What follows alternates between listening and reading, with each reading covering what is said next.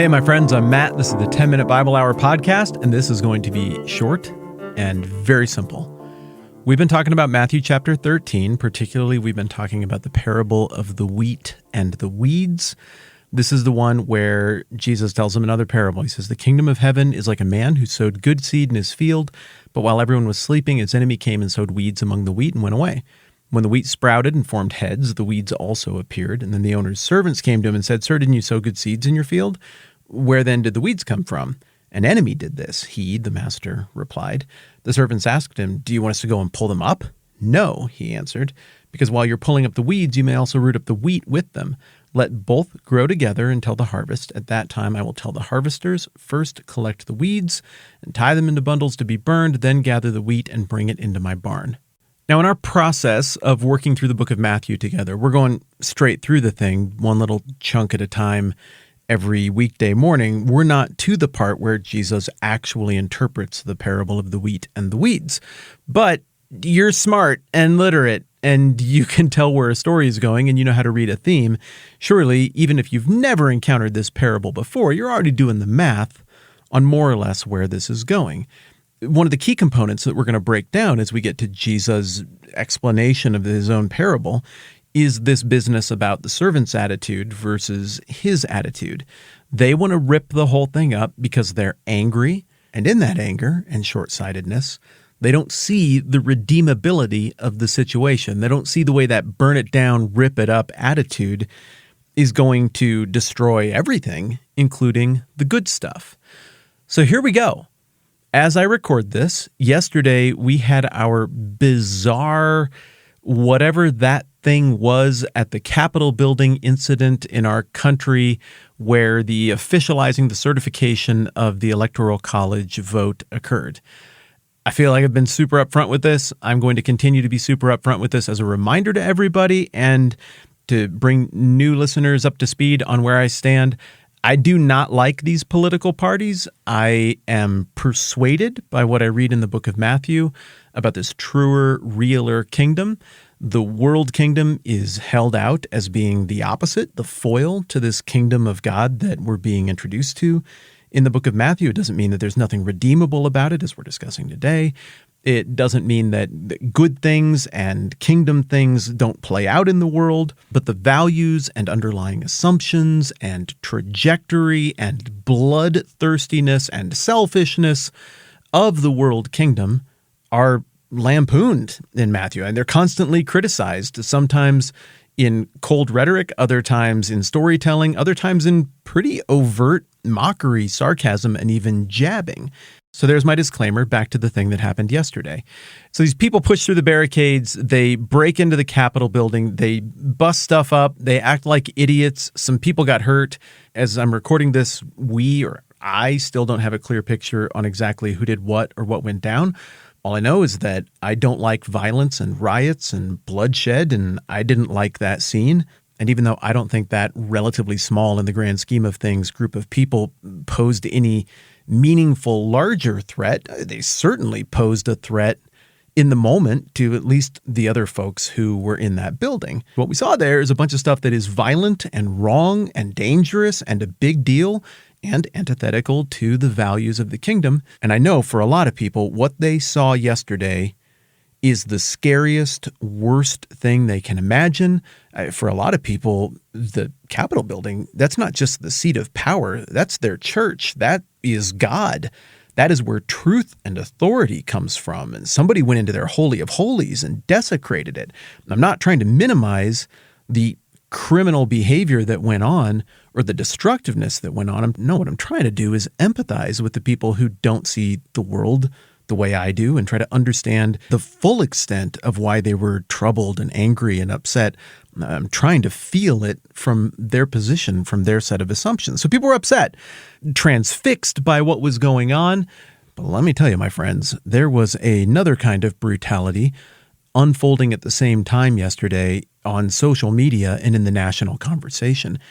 It was amazing to me to watch how fragile everybody's psyche was about this thing as they went and started burning other people down, making these grand proclamations about the irredeemability of this half of the country or the irredeemability of that half of the country with no awareness whatsoever that you need the other half of the country. You can't, the other half is just not going away. You can't wash your hands of those people, though I understand it might be a cathartic fantasy for some, because once you view the repugnant cultural other as truly repugnant, irredeemable, and disgusting in every way, your brain can go to some pretty dark places, and you can proudly justify that in front of everybody in print. I saw some amazing stuff yesterday, but I also spent a chunk of yesterday working more on this parable of the wheat and the weeds. And so I've got all of that rattling around in my head, and then I come back to this.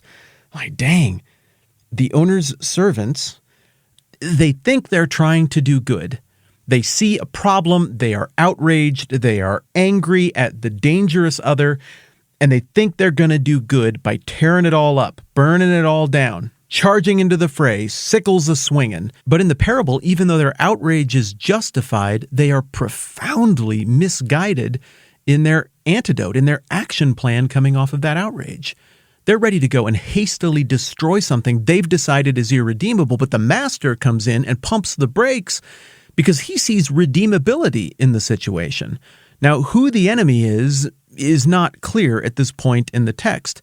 So the analogy here for us and what's going on in our world right now is not between the master and whoever wrecked his crop, that he's going to go and find out who did it and patch things up. That's another concept for another conversation and another passage. No, the analogy here is the relationship between the master and the field that looks irredeemable, and the relationship between the servants and the field that looks irredeemable. One looks at it like the population of Twitter overwhelmingly looks at things. And I'm a citizen of Twitter too, so I have to own this as well.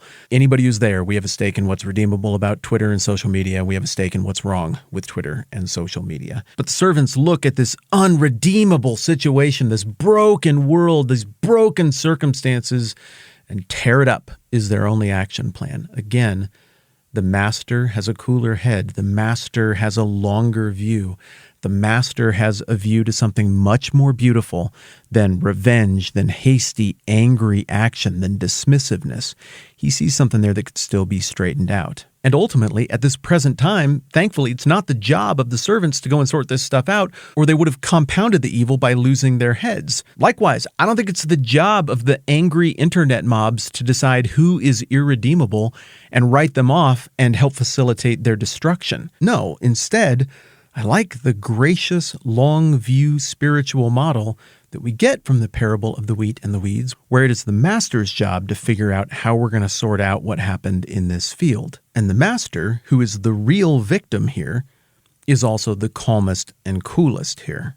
So as we move forward, we're going to see that the point of this parable is very big, with very far-reaching implications, bigger than what we're talking about today even. But as we are on this parable, and as I am watching unfold what has unfolded here over the last 24 hours, I'm reminded of and encouraged by this model, this big picture view of ugly, difficult situations. Those servants, they love their master. They want to do things that are true and right and good, and in their fervor, they were ready to make a mistake. The overly angry, self-righteous servants are not irredeemable. The stupid stuff and the messed up field which represents the world is also not irredeemable. And though it might look like the whole mess is untended and we need to start burning things down, the master sees that there is something redeemable here. There is something useful here. There is something beautiful here, and it's going to require his touch and his mentality and his demeanor to draw that stuff out. And there is value in those of us who value this text, taking stock of that, pumping the brakes, and being careful not to dismiss things as irredeemable that the master himself, who's in charge of such proclamations, has not dismissed as irredeemable.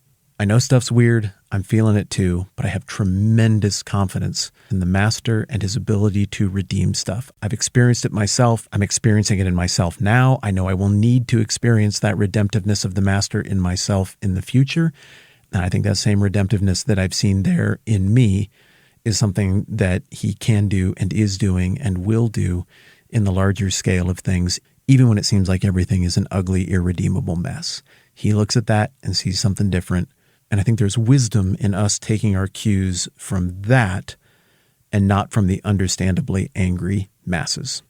Thanks for thinking about it with me. I'm Matt. This is the 10-Minute Bible Hour Podcast. Let's do this again soon.